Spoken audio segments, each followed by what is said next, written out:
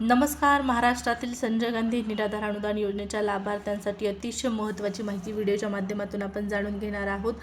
पहा, मार्च महिन्याचं वितरण झालेलं आहे. मार्च महिन्याच्या वितरणासाठी जी तारीख देण्यात आलेली होती त्या तारखेला पैसे आलेले नाहीत, परंतु एका वेगळ्याच तारखेला पैसे आले. तरी यामध्येही ज्या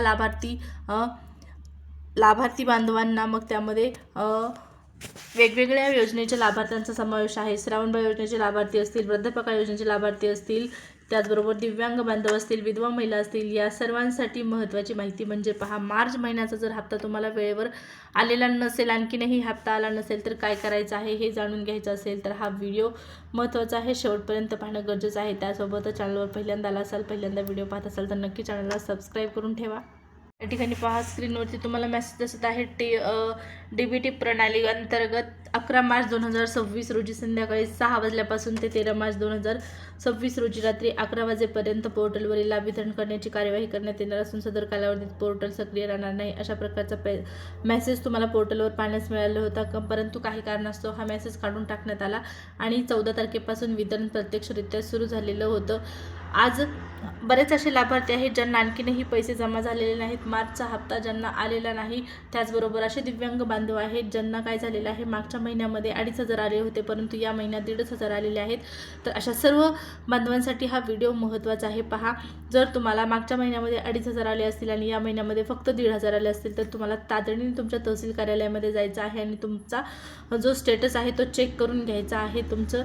त्या ठिकाणी पहा, अशा पद्धतीने का होत आहे, तुम्हाला वेळेवर पैसे का जमा होत नाहीत याची माहिती त्या ठिकाणी तुम्हाला जाणून घेण्यास मदत होणार आहे. तिथं तुम्हाला कळणार आहे की हप्ता नेमका तुम्हाला का कमी मिळत आहे.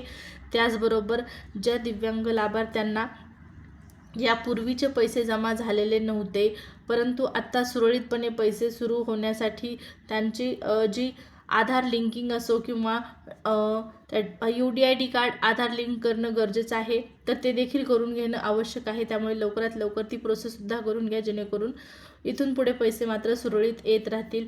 आता मार्च महिन्याचा हप्ता ज्या लाभार्थ्यांना जमा झाला नाही त्यांच्यासाठी महत्त्वाची सूचना. पहा, जर तुम्हाला मार्च महिन्याचा हप्ता आजही जमा झालेला नसेल, 14 तारखेपासून वितरण सुरू झालेलं आहे, कालपासून हे वितरण सुरू झालेलं आहे, म्हणजेच काय एका दिवसामध्ये पैसे सर्वांना मिळत नाहीत. पहा, 2 ते 3 दिवस प्रक्रिया सुरू राहते ही वाटपाची, एका दिवशी सर्वांना पैसे येत नाहीत.